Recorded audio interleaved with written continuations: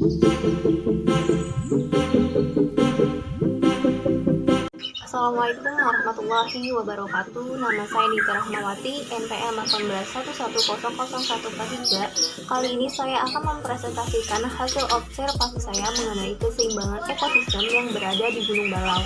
Pengertian keseimbangan ekosistem. Konsep sentral dalam ekologi adalah ekosistem, yaitu suatu sistem yang terbentuk oleh hubungan timbal balik antar makhluk hidup dan lingkungannya. Ekosistem satu kesatuan yang terdiri dari komunitas makhluk hidup dan benda-benda tidak hidup, serta terjadi peristiwa saling ketergantungan satu sama lain yang disebut ekosistem. Nah, ekosistem ini harus dijaga kelestarian dan keseimbangannya. Nah, kerusakan ekosistem itu berakibat terganggunya kehidupan makhluk hidup dan bahkan dapat mengakibatkan punahnya suatu makhluk hidup.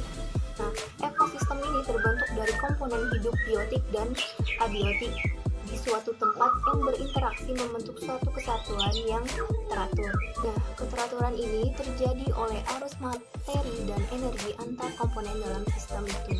Nah, selama masing-masing komponen itu melakukan fungsinya dan bekerja sama dengan baik, keteraturan ekosistem itu pun terjaga. Nah, keteraturan ekosistem menunjukkan ekosistem tersebut ada dalam suatu keseimbangan tertentu. Nah, keseimbangan itu tidaklah bersifat statis, melainkan dinamis.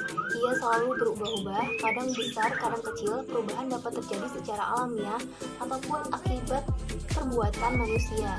Yaitu komponen ekosistem. Komponen ekosistem dibagi menjadi dua, yaitu biotik dan abiotik. Nah, komponen biotik adalah komponen lingkungan yang terdiri atas makhluk hidup.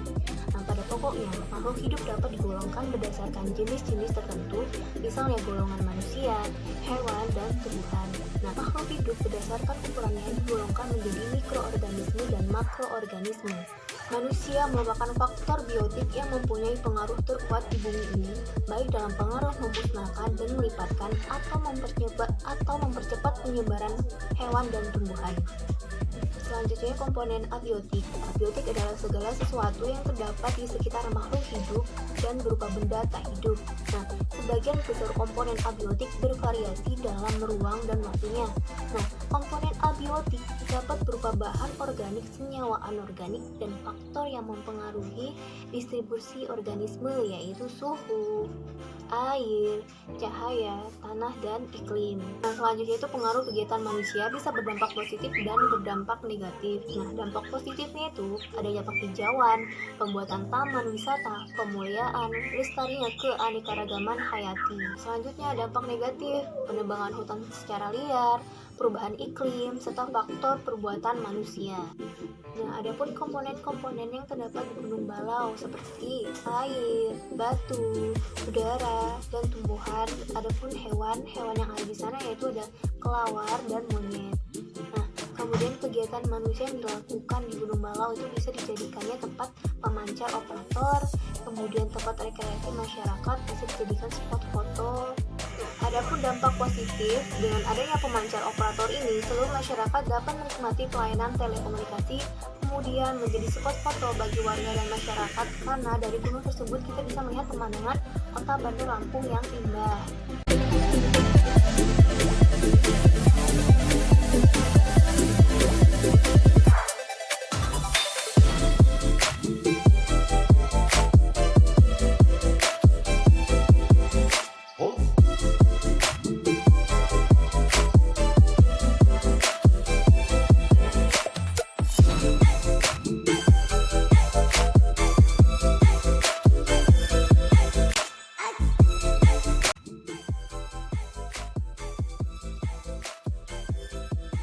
Adapun dampak negatifnya yaitu kini Gunung Balau tepatnya berada di Waigubak, Kecamatan Panjang, Kota Bandar Lampung. Lokasinya kini sudah semakin terlupakan karena salah satu akses jalan yang semakin buruk. Kemudian saat kita baru masuk dari gerbang di Jalan Sutami, Sukabumi atau Tanjakan PGR, jalan sudah rusak dan berlubang. Memasuki jalan tanjakan menuju puncak gunung di beberapa titik juga parah dikarenakan banyak kendaraan berat yang lalu lalang. Bahkan ada kontur tanahnya yang mulai retak, adanya genangan air dan hampir longsor. Nah, selain itu adanya sampah yang berserakan di mana-mana, rumput lalang dan semak belukar juga mulai banyak yang memakan badan jalan. Alhasil, jalan yang dulunya lebar 4 meter semakin sempit dan tidak terawat.